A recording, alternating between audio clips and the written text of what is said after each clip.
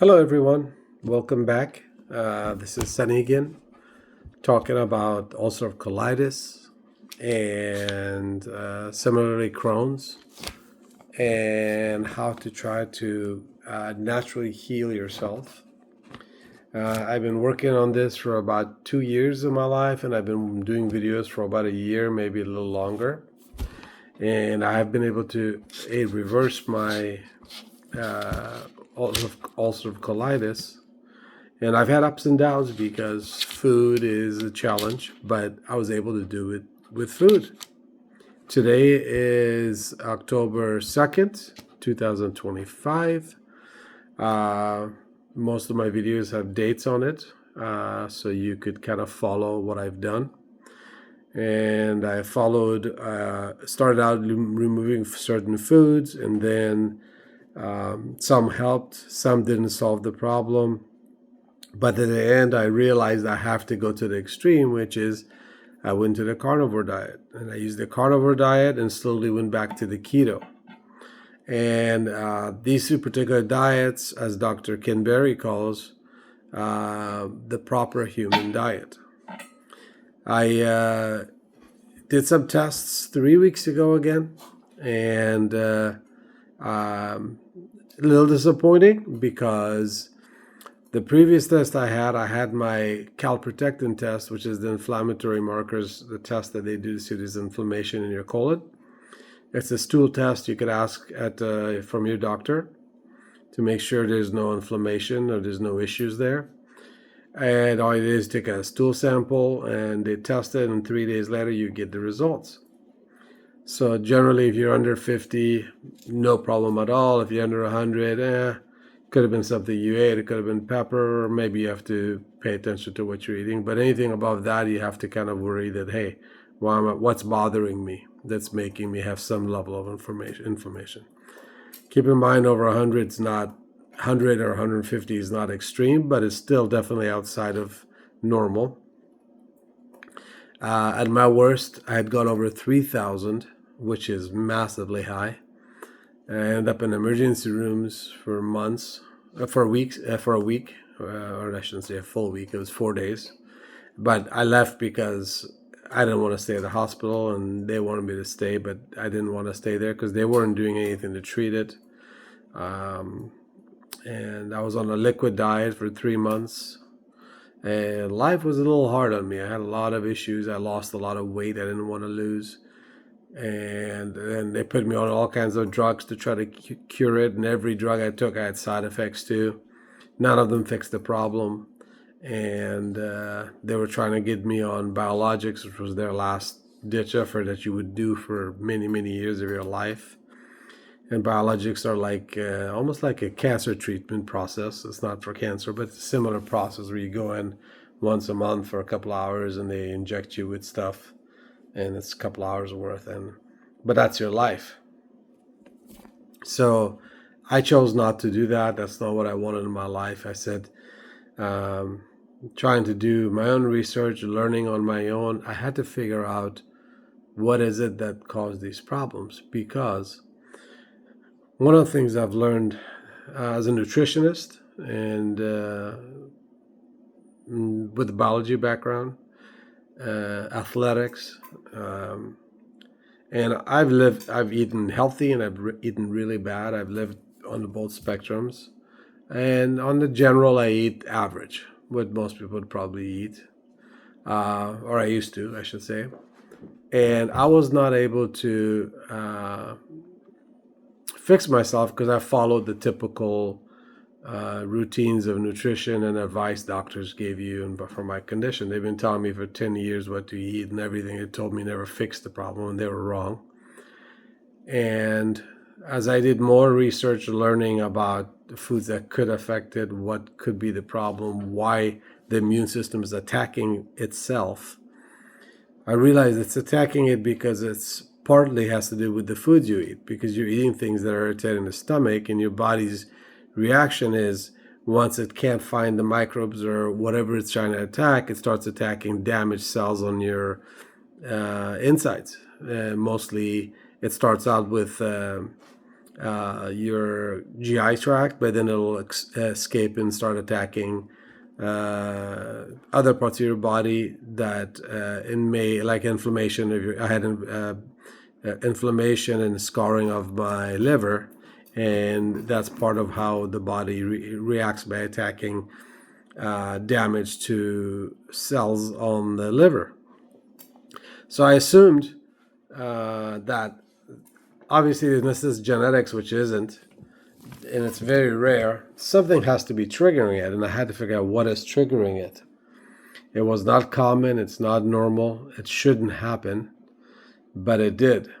So I had to figure out how to fix it. And I learned that by as I researched more about nutrition, how it works, and how the internal of the body works, and how nutrition is absorbed, and how the body reacts to nutrition, you start reading that most of what was taught in research clinically is half of it is paid off by companies, food organizations, medical systems like the pharmaceutical companies. Some of the research is on animals, or it's observational, which is not a solid form of research. And you have to kind of pinpoint the ones that are quality research, where they're not backed by anybody, they're not getting paid by anybody to say one thing or another. And the quality of research matters. And the more I researched, the more I learned, the more I started finding out how nutrition works, and how certain foods tend to irritate your stomach more versus than another. And so, for example, when we have ulcerative colitis, doctors tell you eat lots of fiber and fruits and vegetables. That is exactly the opposite of what you need to do, because fruits and vegetables, because of the high fiber content, will irritate your stomach. It's like an injury on the outside of your skin. If you get an injury on the outside skin, even water burns. If you get a scar on your arm from, say you get a cut, 2 days later you throw water on it, it kind of burns. And you're like, why is that hurting? But it's water. So fiber is very rough on the digestive system because we don't have the enzymes to break fiber. So it's harder on the stomach to digest that. So if it's harder for the stomach to digest, that means it's irritating the stomach. So you want things that get through your stomach as quickly and easily as possible. So sometimes you eat things that are almost against what you would think would be normal. Like rice, for example, for me, I do very well on rice. And it's because rice doesn't have any fiber and it goes through me very fast. And since I'm not diabetic, that's not an issue for me. Though I try not to eat too much of it, but when I do, it does not bother me. But that's not a proper diet for this condition.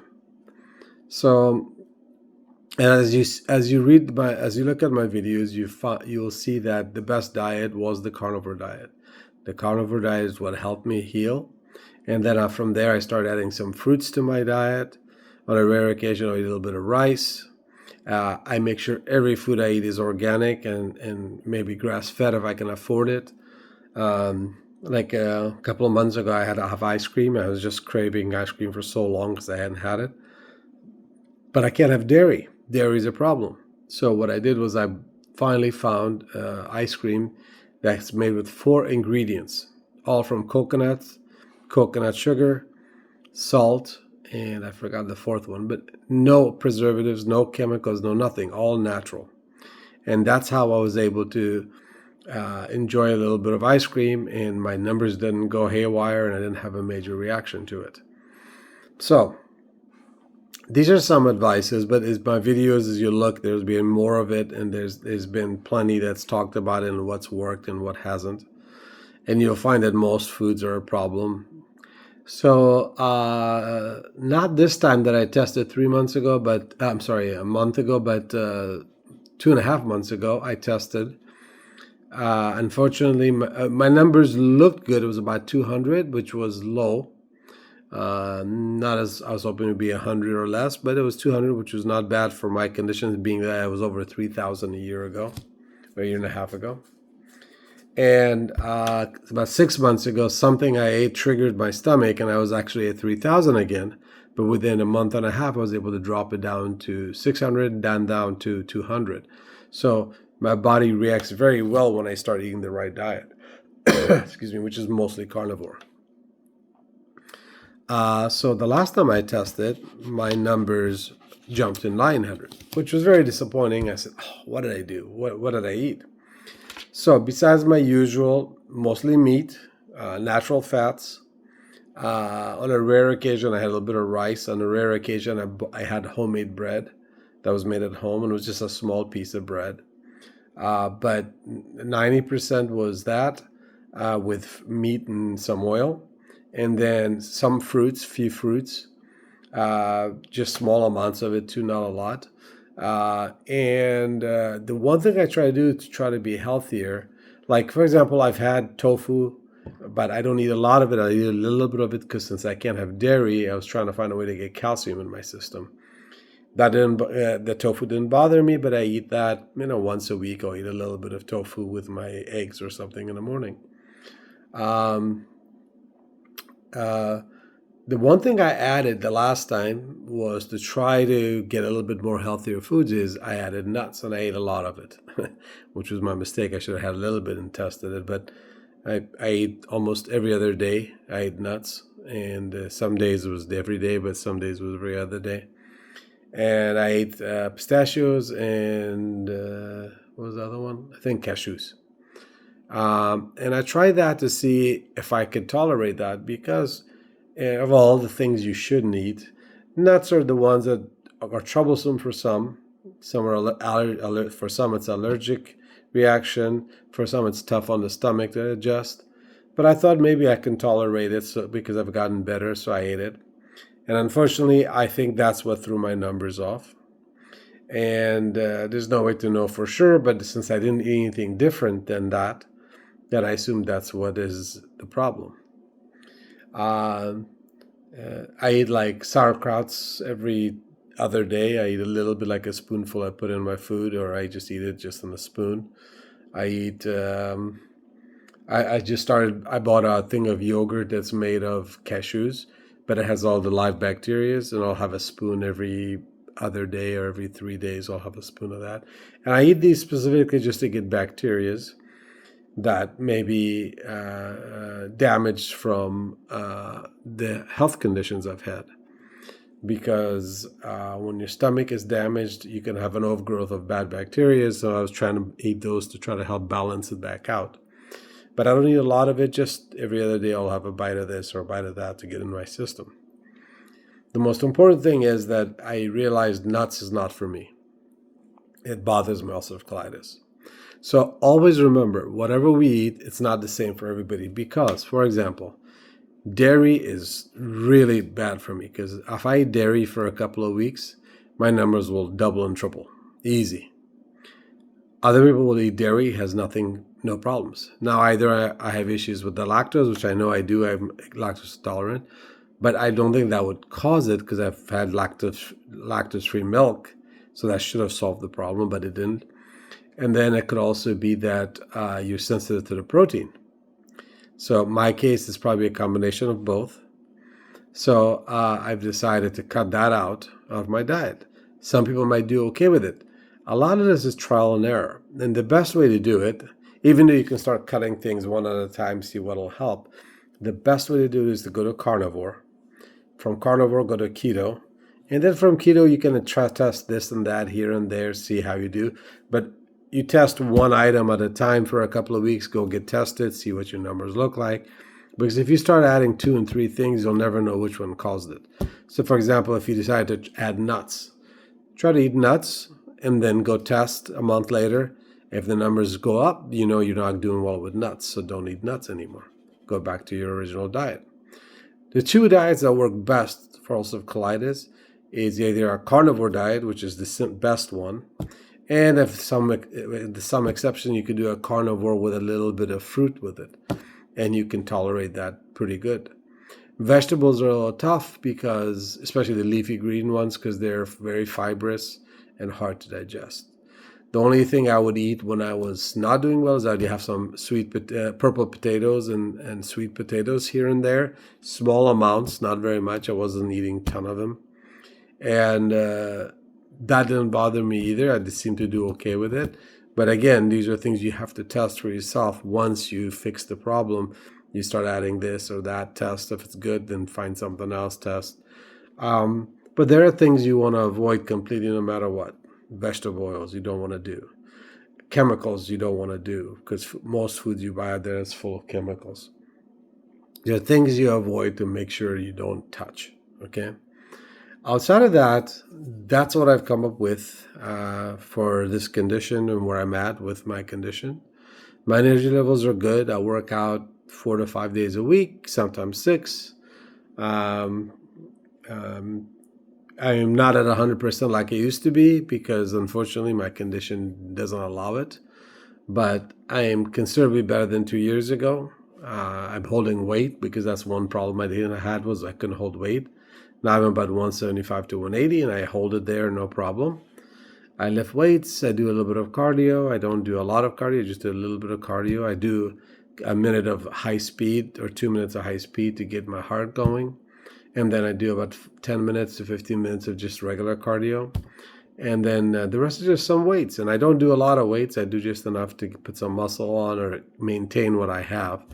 I don't train hard enough to bulk anymore. I used to be a bodybuilder, amateur, not pro. But I don't do that much anymore. I just don't have the drive or interest in it. I plan on trying to increase my sets to try to start bulking up a little bit. But in the sense of nutrition, exercise, of course, besides nutrition, exercise is a good thing to do in your life. Even if it's a little bit, 10, 15 minutes here, whenever you can get it. But when it comes to nutrition, stick to your carnivore, stick to your keto. And then your keto should be more fruit than vegetables because vegetables are tough on your body. And then, like I said, every couple of months, test something new, see how you do with it, and then get off of it. Don't overload it. Just try it a couple of times, see if your numbers change. And if it doesn't, then you know you're okay with it. But as of this date, I went from, As of this date, I went from 200 to 900, which was, like I said, a little disappointing. But this is the learning process of figuring out how to fix yourself and what you need to do to fix yourself. If I was a dedicated carnivore person, I probably wouldn't have this issue because I unfortunately love food too much. And I know myself that I know for a fact that this is an addiction of foods. As children, we get addicted to these foods.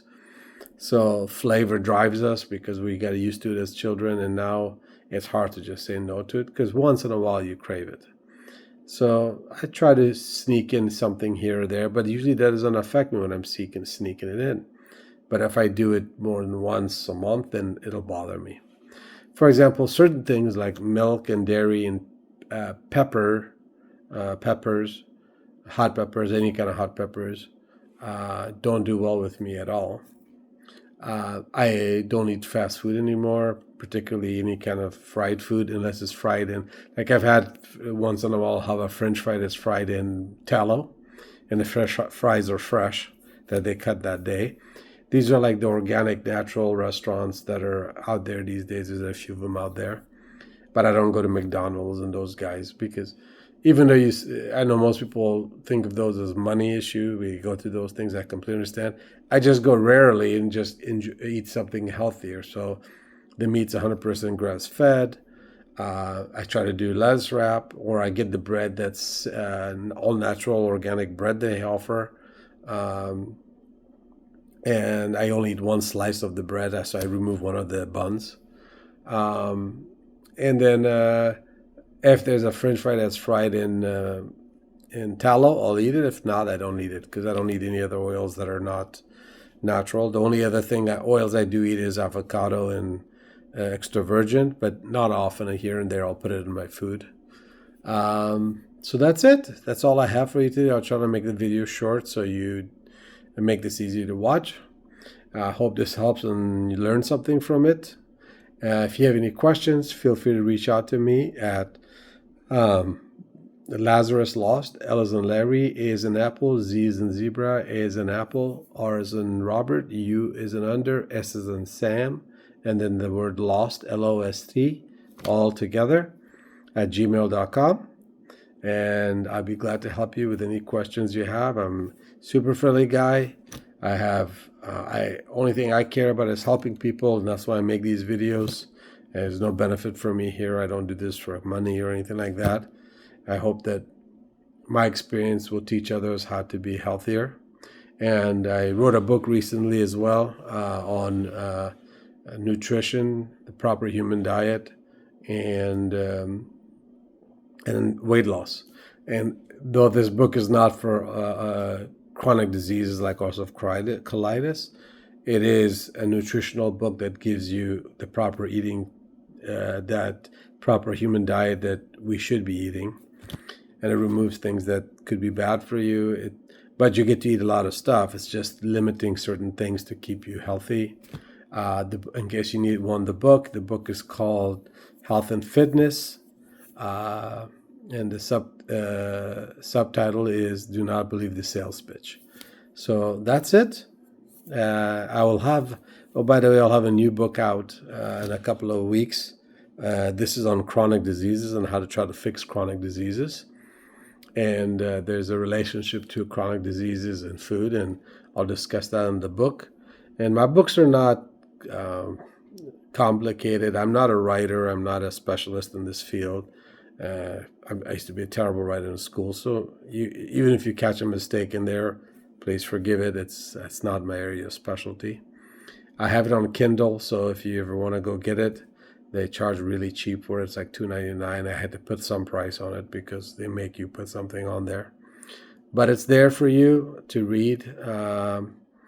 And if you have any weight issues, if you have even some health issues, or if you want to really just learn about what you should be eating, what you shouldn't be eating, that book will help you, kind of guide you towards how to exercise, how much to exercise, and what to eat. And it's not about the calories, but the type of food. And the book actually makes it so that if you look at most programs, it's a routine, it's set, and it's just hardcore. There's no middle ground here. My book is all about how you start where you start. It doesn't matter where you're at, and you slowly improve when your body improves. And you'll get there. You just don't have to force yourself to get there. And the nutrition is the same way. It teaches you how to slowly remove stuff and what to eat, and exercise the same way. And I, of course, add a little bit of little hints and tricks to help you in the process. So that's the book. If you have any questions, reach out to me. Other than that, have a wonderful night, and I'll see you in the next video. Take care.